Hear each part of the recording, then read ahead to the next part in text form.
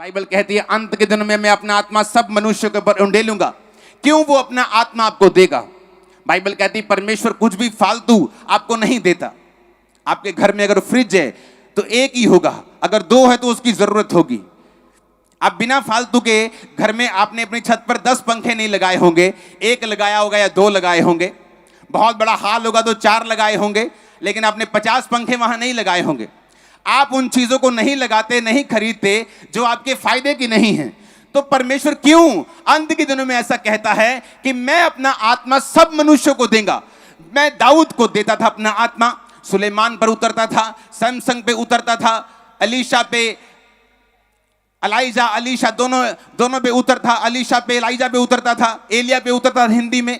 हाँ, उसका आत्मा सैमसन पे उतरता था, शमूएल पे उतरता था, किसी पे उतरता था। लेकिन वो क्यों ये कह रहा है कि अंत के दिनों में मैं अपना आत्मा सबको दूंगा। मैं 12 साल वाले को भी दूंगा, मैं 80 साल वाले को भी दूंगा, विश्वासी को भी दूंगा, प्रेरित को भी दूंगा, पास्टर को भी दूंगा, वॉलंटियर को भी दूंगा, एक 6 महीने के विश्वासी को भी दूंगा। वो क्यों आपको अपना आत्मा देना चाहता है? वो क्यों आपको ब्लेस करना चाहता है अपनी आत्मा के साथ?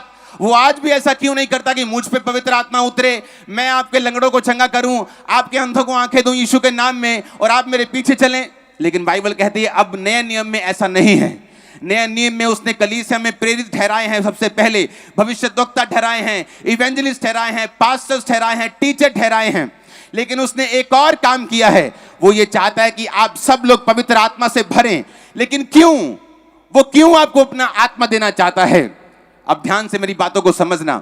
बाइबल कहती है पुराने नियम में परमेश्वर ने याजकों को बोला कि जितने मेरे याजक हैं, याजक यानी सेवा करने वाले लोग, कुछ तंबू को उठाते थे, तंबू उठा के आगे आगे चलते थे, और कुछ लोग बाइबल कहती है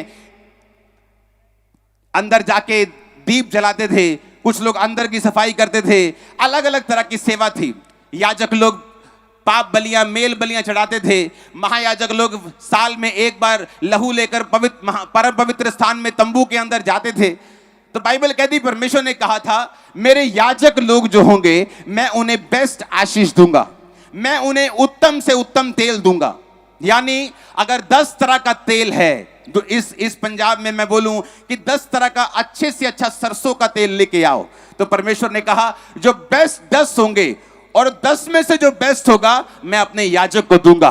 मैं उसे उत्तम तेल दूंगा, उत्तम पानी दूंगा, उत्तम खाना दूंगा, उत्तम परिवार दूंगा, उत्तम आशीष दूंगा। मैं इसके परिवार पर, मैं इसके फाइनेंस पर, मैं हर तरफ इसको आशीष दूंगा।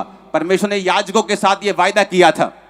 अब बाइबल कहती है प्रभु यीशु मसीह क्रूस पर चढ़ाए गए और वो मारे गए और वो जी उठे।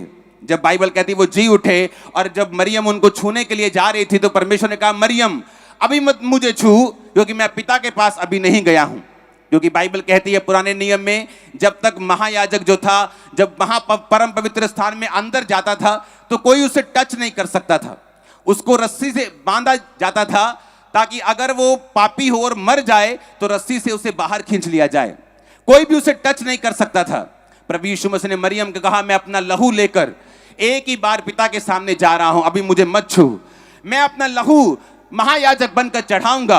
और फिर वचन कहता है प्रकाशित वाक्य 1 उसकी 5 और 6 आयत में कि परमेश्वर जब यीशु मसीह मारे गए, गाड़े गए और तीसरे दिन मुर्दों में से जी उठे तो क्या हुआ? परमेश्वर ने अब वो याजक वाला पुराना नियम खत्म कर दिया और बाइबल कहती है अब जितने परमेश्वर को मानेंगे वो सारे याजक कहलाएंगे और वो सारे राजा कहलाएंगे। अब आपको अपने पाप माफ करवाने के लिए मेरे पास आने की जरूरत नहीं है। आपको अपने पाप माफ कराने के लिए याजक के पास आने की जरूरत नहीं है। आप खुद याजक हैं। आप खुद अपने पापों की क्षमा के लिए प्रार्थना कर सकते हैं और परमेश्वर के सामने जा सकते हैं। हमारा महायाजक प्रभु यीशु मसीह बन गए और हम सब लोग याजक बन गए।